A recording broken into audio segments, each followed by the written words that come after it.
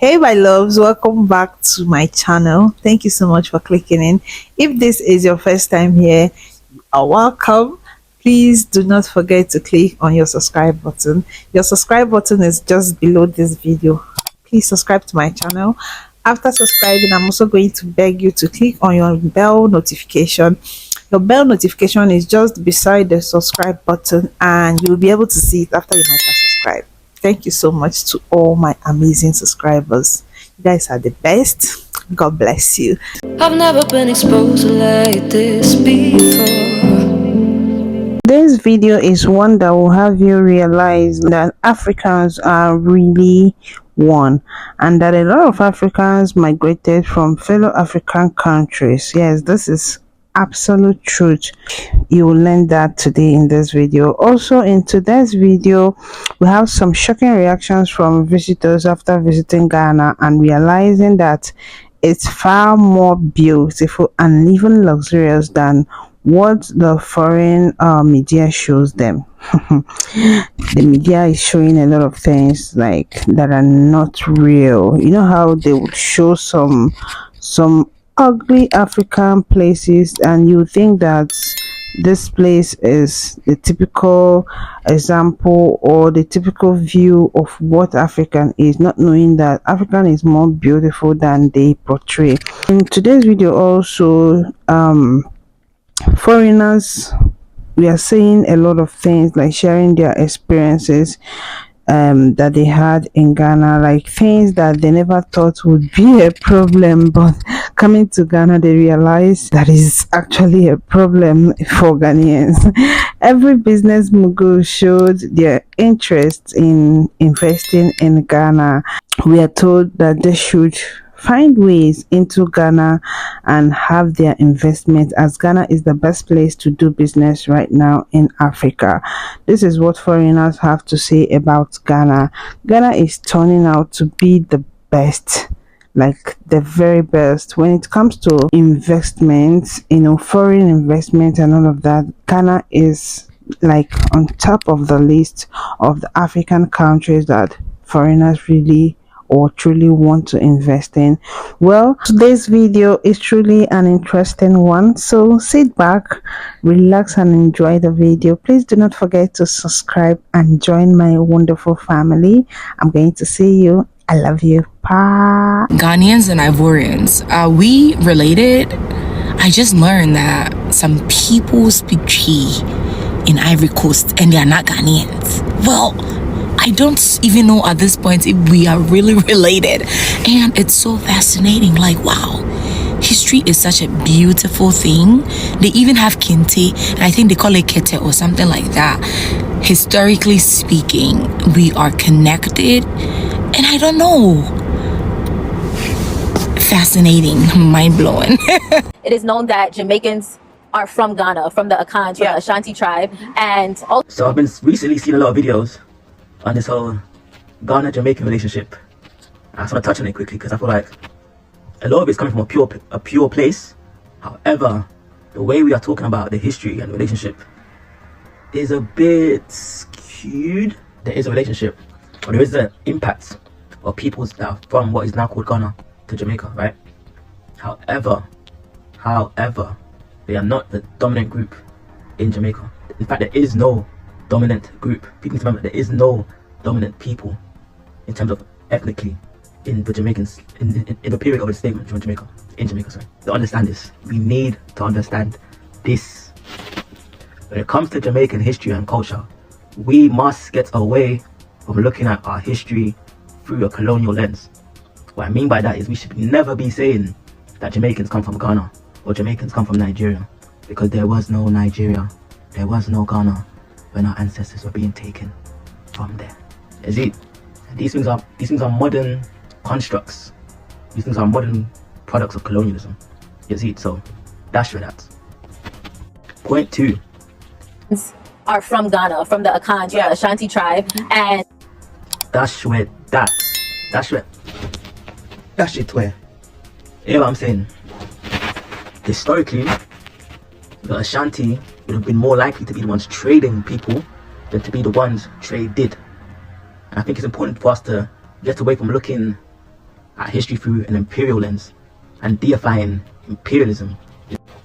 We have more of a relationship, or more of an impact from the other tree-speaking peoples of the Akan than we do with the Ashanti and other people of what is now known as Ghana, like the Ga. The next thing and the final thing is that when it comes to Jamaican culture and history, right? Well, Jamaican culture, we need to understand that it has multiple origins. Jamaican culture has multiple origins. Multiple origins. For instance, one of the videos, a man said that Aki comes from Ghana. Aki, which is part of Jamaica's national dish, Aki and saltfish, originates in Ghana, although Ghana... Which Aki? Kianawanya. They said Aki comes from Ghana, but it's not true. It says zero evidence. Zero evidence that Aki comes from Ghana. What we do know is that this fruit, or at least the name for this fruit, it's a cashew nut by the way. This fruit is where we get the word Aki from. In the Akan language, this is known as Akeya or Achia. Is it? And they believe that this is where we get the name Aki from. However, in the Kru language of Liberia, they call this Eki. You know what I'm saying? Eki.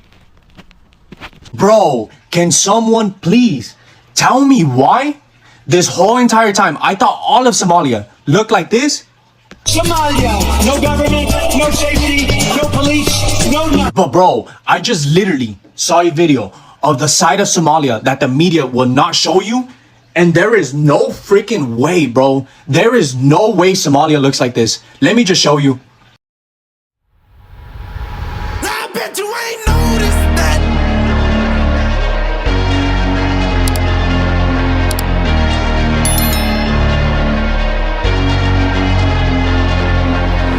I took away my sight.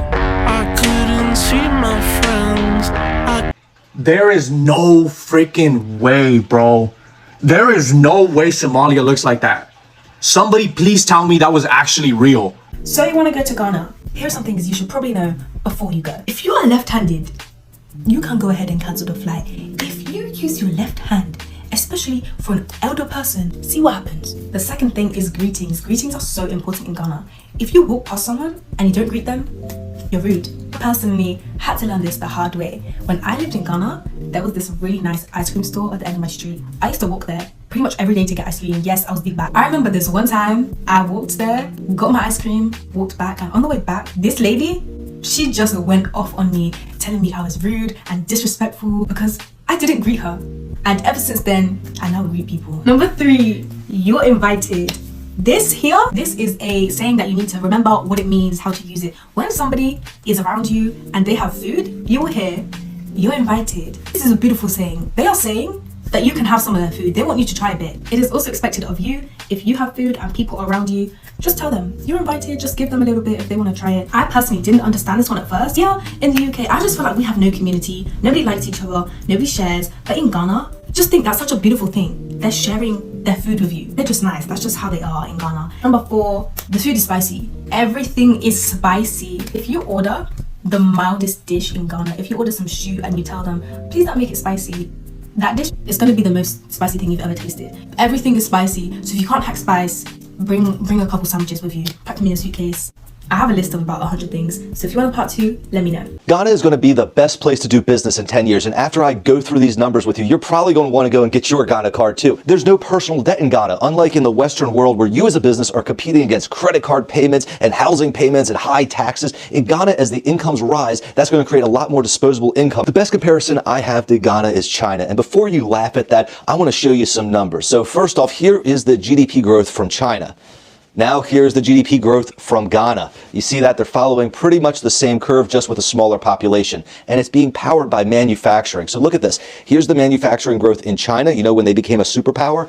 Here's what's going on in Ghana. You can see this all across the country with them doing value-added activity. And Ghana is becoming a tourist destination as well. 10 years ago, they only had 40,000 tourists. This year, they're projected to get over 2 million tourists. And it's going to go to 3 or 4 million by the end of this decade. And let's talk about population growth. The Ghana population is growing very quickly, and it's very young with young customers for you. Unlike the Western world where your consumer base is getting older and in more debt, the people in Ghana are getting younger and more affluent. Business is about growth and seizing opportunities as early as possible. And look at these metrics. I mean, I can keep going through them. They are all pointing to Ghana greatly improving as a consumer base for businesses. I grew up in an era where China wasn't thought of as this superpower. They were thought of as just another developing country with a big population. And while everyone was scoffing at China in the 80s and early 90s and showing pictures of them looking like this, they were rapidly educating their population and industrializing, which is exactly what Ghana is doing. So if you're in business, I can't think of a better place to start looking than Ghana. If you don't look right now, you're going to kick yourself in 10 years when your competitor has taken your place. But I want to know what you guys think. Are we right to be so optimistic about the future of Ghana? Let us know in the comments below. Can someone please tell me why this whole entire time I thought all of Ghana looked like this? But bro, I just literally saw a video of what Ghana actually looks like. There is no way, bro. There is no way. Somebody tell me this is fake. Somebody please tell me this is fake. Let me show you.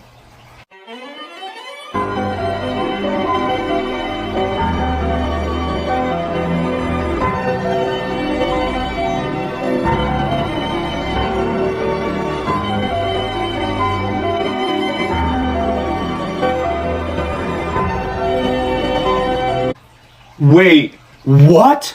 There is no freaking way, bro. There is no way Ghana looks like that. Someone tell me that is real. We're followers of Jesus, and to imagine people worshiping on top of the evil that they were doing is just... Yeah, don't really have all the words right now, and I don't think that there are any words in the human language that can kind of represent what it means to be standing in a place like this. You hear the saying a lot in America is about my ancestors' wildest dreams, and I truly believe I am. I'm able to come back home to a place that they were taken from. I wear this hat today. It says, stand against hate, because the haters are real. It's hard for me to put into words how I feel, but being here has left me with such profound feelings of like sadness and grief, but also in hope to see how resilient we are and like how we have each other still. It made me angry, more sad than anything else to know that humans treat each other the way they did. As far as my experience goes here at the Cape Coast Castle, I was very surprised to see how respected and how honored it is that the Ghanaians still come back and pay homage and respect to the ancestors by leaving gifts. It's very deeper than just knowing about the history of slavery, but actually being here, being able to walk and view the walls that the conditions of the slaves had to live in. Also, it was really special to get to walk through the door of return with our friends that have African heritage and get to watch them experience that and just be with them for that moment. It was really cool. I feel it right.